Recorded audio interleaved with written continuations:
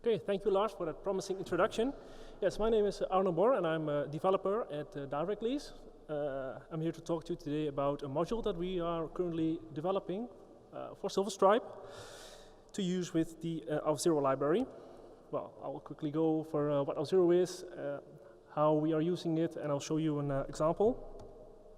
First of all, what is Auth0? It's a universal authentication and authorization platform we're currently using along with SilverStripe to provide a seamless and secure identity solution for our customers, and it's GDPR proof.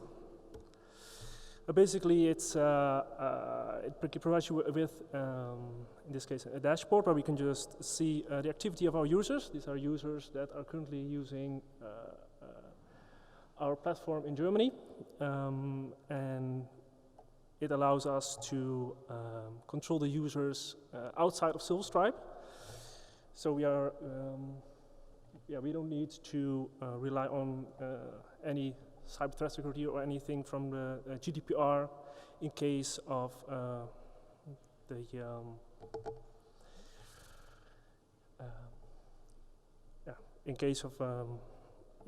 any problems with our servers, and they can just keep using them here. So something a little bit short about DirectLease. DirectLease is a European car lease company. We started using SilverStripe around 2012, and we never stopped.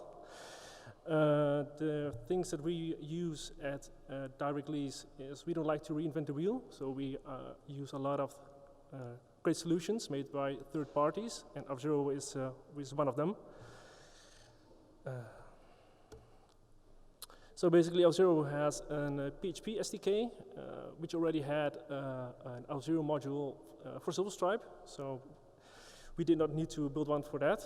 It also provides a log, which is an embeddable JavaScript login form. You can just drop it onto a page and pull the files from the CDN, and it will just, at least that part will work out of the box. You only have to configure it with your own API keys that you receive.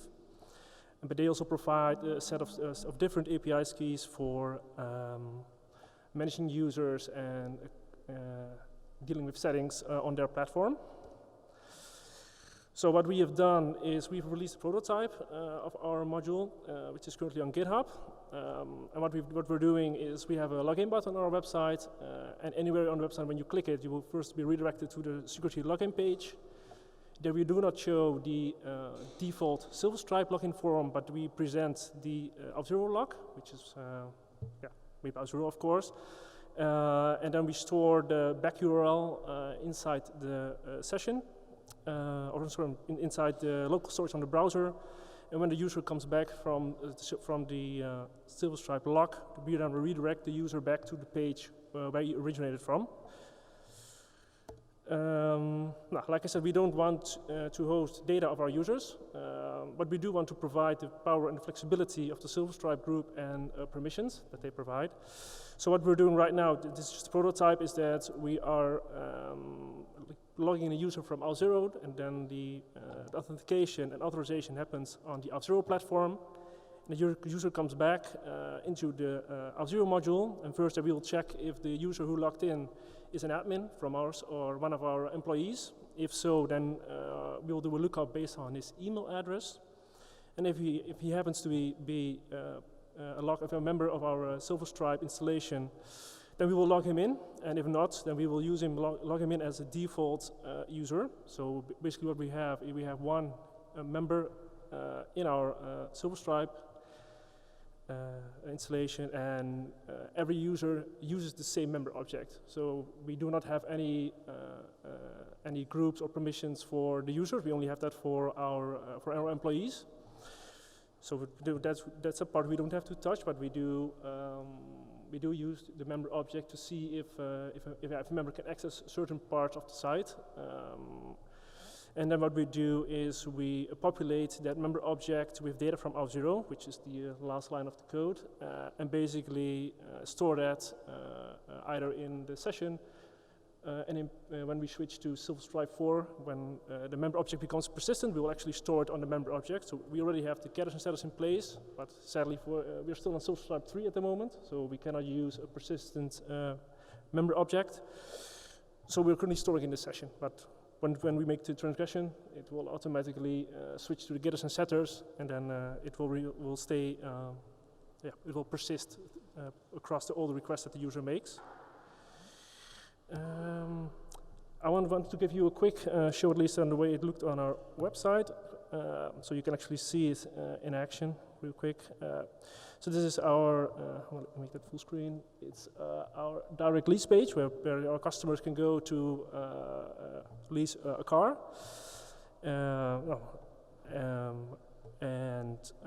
I'll just assume right now that I'm already an existing user. So as you can see now, I came from the home page. So my address bar is not showing. I'll make it a little bit smaller.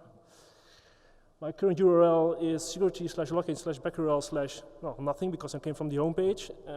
But actually, I'm not showing the SilverStripe URL right now. I'm just showing the SilverStripe login. I'm showing the Auth0 log with currently my credentials pre-filled. So I can just say I want to log in, which doesn't work because I changed it. I can log in with my Google account. And then basically what happens in the background is that the user goes to the, I'm logging with my Google account, and Auth0 already knows me because I'm registered user at Auth0. And from Auth0 I'll get a full user profile. So now it actually says here, welcome Arno, and this is actually just currently pulled from the session, but it is data that is hosted in the Auth server environment. And it's not part of our own database. So we at our release, we don't have any information from our users or our customers in our database. So that makes us GDPR proof for any future changes that they might make, because we do not own or we do not host the data of our customers. Oh, that's it. Any questions?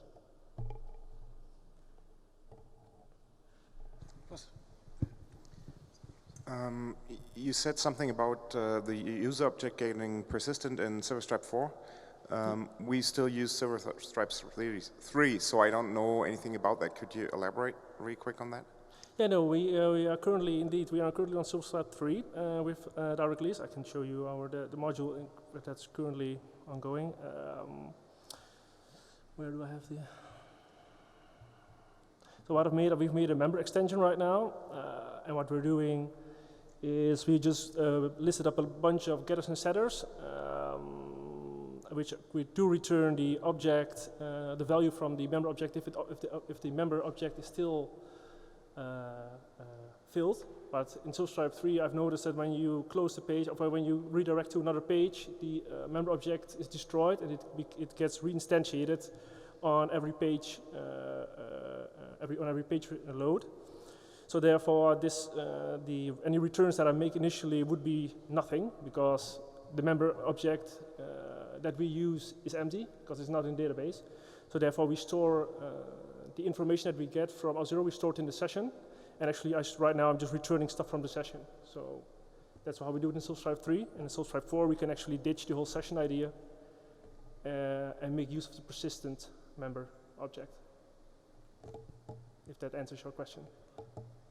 So SilverStripe 4 does persist the user object in the session itself, or? I'm not really a SilverStripe developer in that part. Okay. I just read the docs, and according to the docs, the member object persists in SilverStripe 4. Oh, okay. But you know it probably better than I do. No, I don't use SilverStripe 4 yet, so that's why I'm asking. Well. But I'll find someone. Thanks. All right, thank you. Thank you very much, Arno. Okay.